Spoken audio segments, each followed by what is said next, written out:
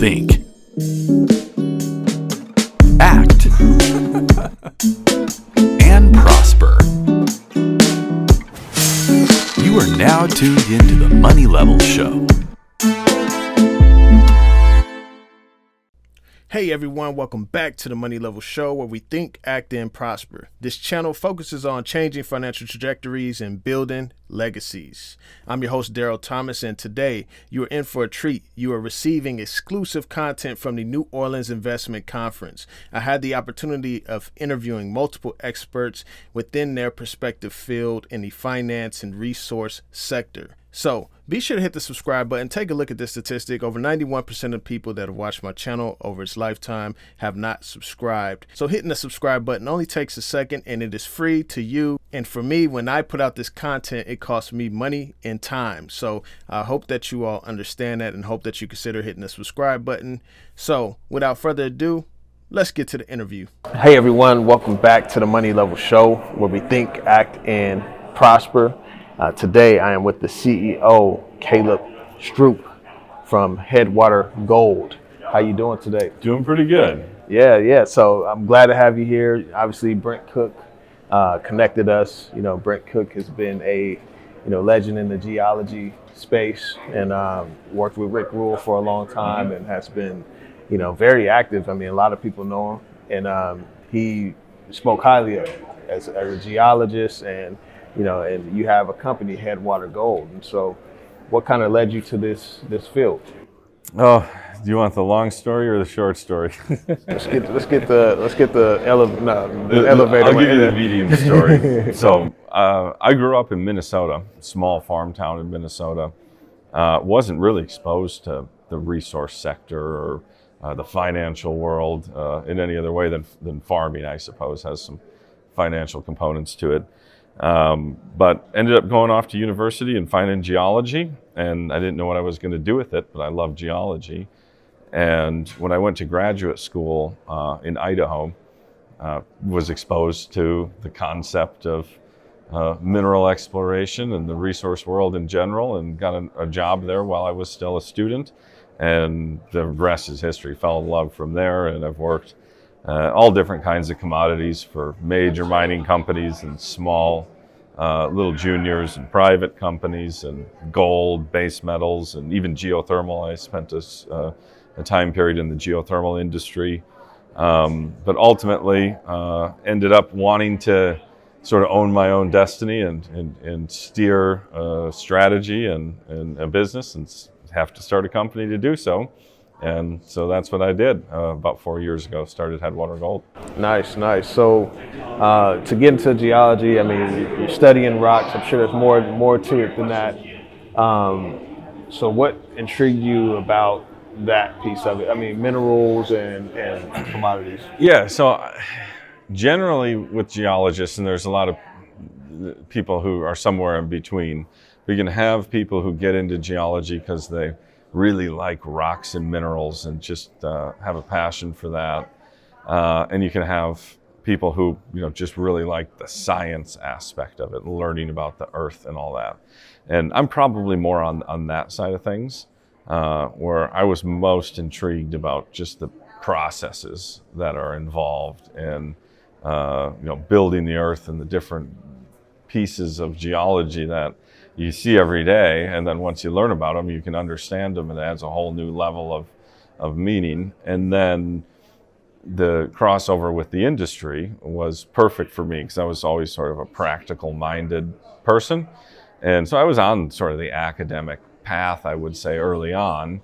But once I realized you can kind of make a business out of doing all the things you like, and there's something very, very rewarding about looking for the commodities that we all use day to day, and using geology and all the science and tools that I have available to me to kind of pursue that angle as well.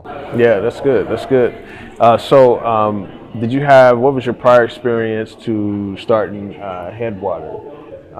So I imagine, you went to school, finished school, and you probably got some experience at certain companies or whatnot. Yeah, so I bounced around with a few different junior companies. I worked all over North America, the U.S., Alaska, a little bit of time in Central and South America. Immediately prior to starting Headwater Gold, I worked for Kinross Gold, which is a big mining company. I was based out of Reno, responsible for the early stage exploration side of their initiatives in the U.S. And I worked with a guy named Alistair Waddell, who was at the time head of global greenfields exploration. And we got along quite well. And like me, he had also spent a lot of time in the junior world. And he left a couple years ahead of me, but ultimately in 2018-19 is when I took the plunge, and Alistair and I teamed up and started this. Okay, that's good. That's good. So what should investors know about? I mean, obviously, we have people that are bullish gold. A lot of times, there's many ways to invest in gold, and exploration companies is like, one of those ways. What should retail investors or just average person know about the importance of the experience of the geologist, and what are some things that they should be looking for in terms of you have deposits and grades and all these different things, and you want to have some really good information. Yeah.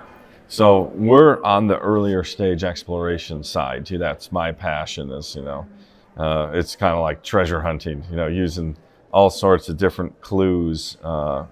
Plus nowadays with cutting edge science, all sorts of different technical methods that we utilize, different tools, geochemistry, geophysics, but all towards the goal of finding something that nobody's ever found before and nobody knew existed, and creating value through that pathway. There's a lot of different ways to have exposure to gold and other commodities, from owning the metal itself to owning a company that's already found something or bought something and is building it into a mine that they hope to mine gold at a profit. But we're still before that yet. Our initiatives are all focused towards making the new discoveries that will become the next generation of mines. And we're not miners, and I don't want to be a miner because I'm a geologist. That's a whole nother set of skills, engineering and high capital cost environment. So the geology is definitely the most important in the early stage exploration side. The earlier you get, the more important it probably is. So the key skills and tool sets, I think, that are required there are a combination of experience in those other sectors or other parts of the business to know what it takes to ultimately build a mine, but also having the in-depth scientific understanding of how these gold deposits are formed, and using all of the different processes that ultimately culminate in a deposit being formed, to give you clues about where that might be. So there's no real great answer, but I think if you're looking at evaluating geologists and teams, a broad background of different experiences across the sector. I mean, I think speaking from personal experience, my time working for major mining companies was very valuable, and just understanding what it really takes, and so that's something I think that's important. But the other big thing is a passion for what you're doing. There are geologists out there who just can't help themselves but try to find a new deposit, make a new discovery, and that's kind of where I come from. And then there are some people who are just punching a time card and aren't really fully invested. And you don't leave a good job to go start a little junior company if you're not fully invested. Yeah, exactly. And that's an important piece, because if you have a geologist that isn't very much invested, or or kind of I guess for lack of a better term, half-assing the work or whatever. You know what I'm saying? Like what implications could that have for like a project? Like for some. I mean, because there's a lot of exploration companies out here, junior companies, and there's a lot of them that aren't good, and so like there are projects that aren't good, and so it seems like that if you have a geologist that isn't that isn't good or something, or doesn't really care about the work, you get these companies that have these bad projects or something. Is that correct? I mean, of course there's a spectrum all across the board, from that to even in the middle ground. Maybe more commonly you see people who are similar to myself, like geology and like the business, but aren't fully invested in the future of a particular company or whatever. So it's kind of a lifestyle that they enjoy, traveling around and doing geology and coming up with ideas. But the key thing is this business is capital intensive. It takes a lot of money to explore and test these things, and you're dealing with a limited pool of capital. So a geologist in this business really needs to understand that you've only got so many shots at this, and really our primary objective is to narrow down from a large set of targets. Anybody can draw targets on a map and say, oh, there could be something down here, and there could be, but you really need to know where to deploy your limited capital and have a really good rationale for why and how that's going to play into a long-term business opportunity, with the goal of creating value for a company. Mm-hmm. Yeah, that's good. So just a transition, towards Headwater. I came to your booth to ask a few questions, and obviously, Brent Cook, had let me know about you, introduced us.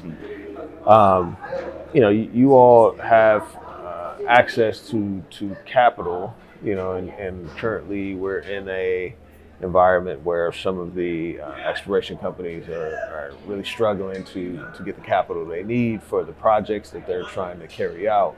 And so, what that leads to, could lead to is shareholder dilution, which means that, depending on your share price you bought it at, that can be significantly cut, so you could lose a lot of wealth in that time period.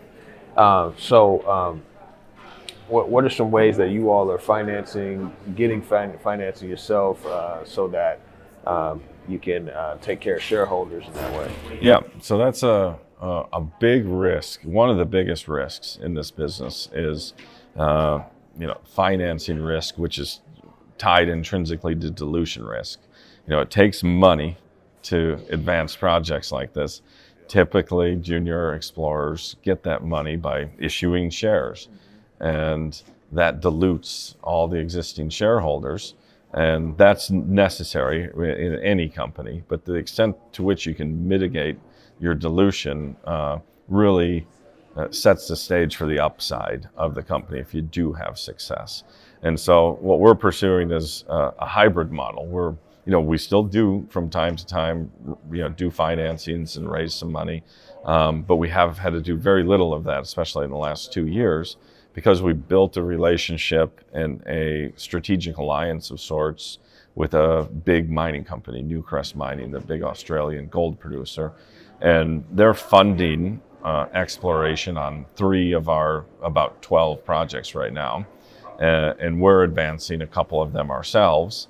But that gives shareholders a good blend of pure upside from the stuff that we're working on, without as much dilution risk in the long run. And it also establishes the beginnings of a relationship. If we have some success, ultimately we're looking for a buyer for the discoveries that we make. And so the fact that Newcrest appears to be fairly comfortable with our team and our approach and our technical expertise is, a good path on that, or a good step on that path, creating long-term value. That's good. So tell us a little more about your projects that you currently have, I mean, you're based out of Nevada, which is like that's one of the best jurisdictions in the world to do exploring and drilling. So, what are you seeing in some of the projects that you have currently?